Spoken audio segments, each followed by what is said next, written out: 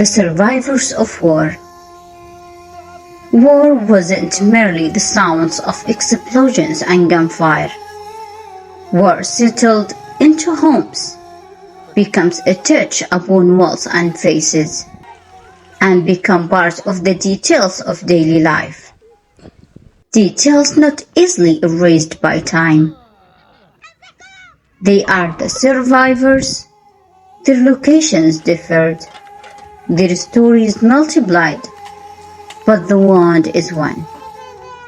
Whether they were internally displaced within their homeland or members of the host community that embraced them, all have shared the burden and loss of war.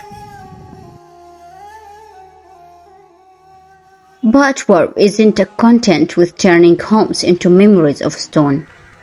Its deepest effect carved themselves into souls, a pervasive absence of safety, a memory searching for comfort, and a silent worry that has become a daily companion. Fear doesn't depart with the last gunshot. I am a citizen of the Al Code region. Our homes were destroyed in 2011. 16 years have passed, and we have not received any financial compensation from the Reconstruction Fund to repair our homes. We are currently living in rented houses. Salaries have been suspended. We could not pay the rent. We were evicted. Now we are being moved from place to place. We don't know what to do. Salaries and our livelihood are unavailable. Where on earth can we get the money to pay the rent?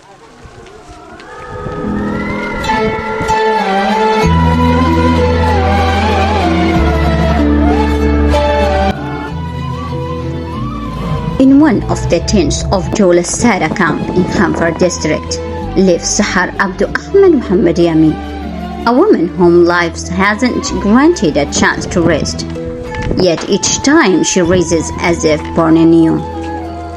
On a quiet night, a fire broke out in a part of the camp, burning Sahar's small shop, her goods, and with the dreams of an entire year went up in flames. I no longer have anything. To this day, I cannot sleep. I sleep for 2 hours or 1, and my daughter keeps watch over me while I sleep until morning, because I am afraid of being exposed to fire for the 3rd time. My deaf husband is in shock, psychologically exhausted. I resolved once again to persevere, but everything burned once more. So I became psychologically exhausted and unable to sleep. If it weren't for God Almighty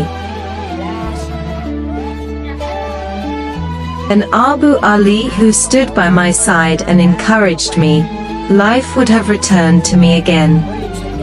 I built a large kiosk and started selling, and everything I built burned in an instant.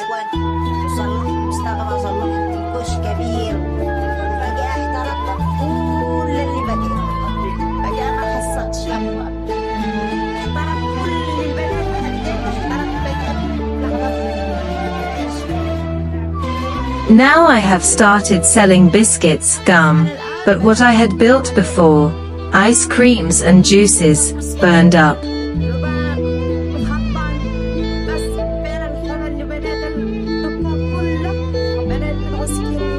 Currently, I own nothing, and I live in shock, and in shock from my husband.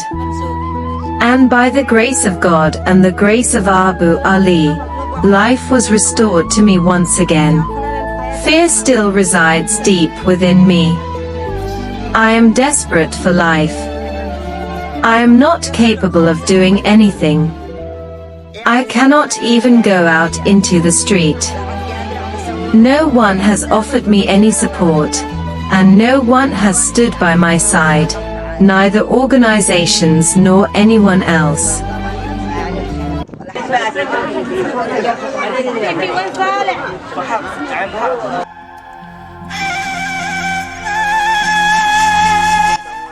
I used to work and provide for my children. I was injured in the war in both of my legs. Now both of my legs are amputated.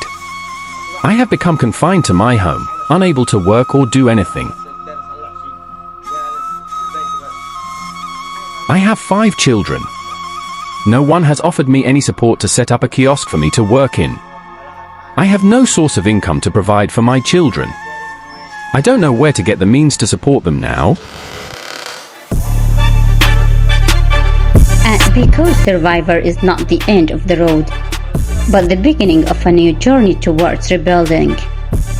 Believing in this, Abyan Youth Foundation, founded by the Partners for Development, in coordination with the local authority, the Office of Social Affairs and Labor, and the Executive Unit of IDP Camp Management, launched the Empowering the Survivors of War initiative in Khanfar District. A special community committee was formed, comprising survivors from both the host community and the displaced, as a community entity capable of understanding mechanisms of action, advocacy, and following up on issues, alongside media professionals, lawyers, and civil society activities.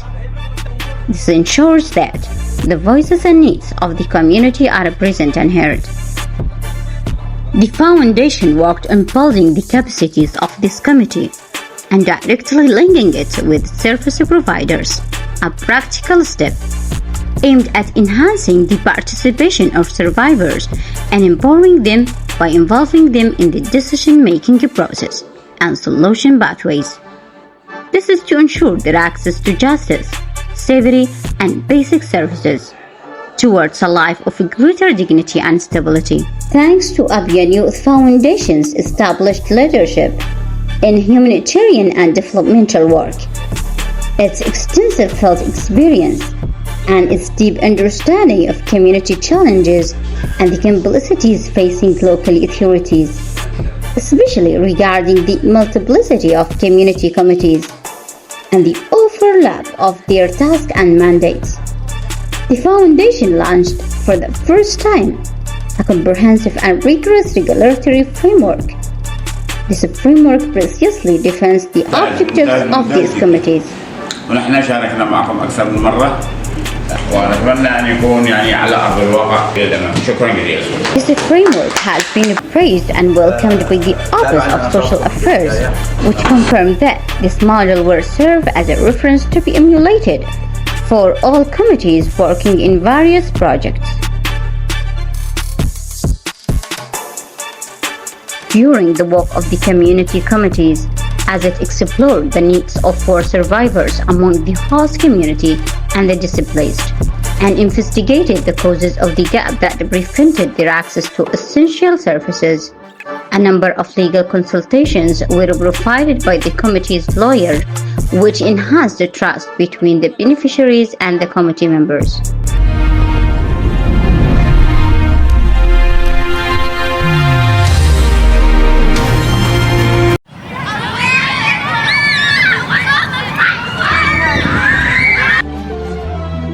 The survivors of war did not need pity, but an opportunity. A real opportunity to live with dignity, and an opportunity to participate in building their future. A future that is more secure and more just. This is the beginning.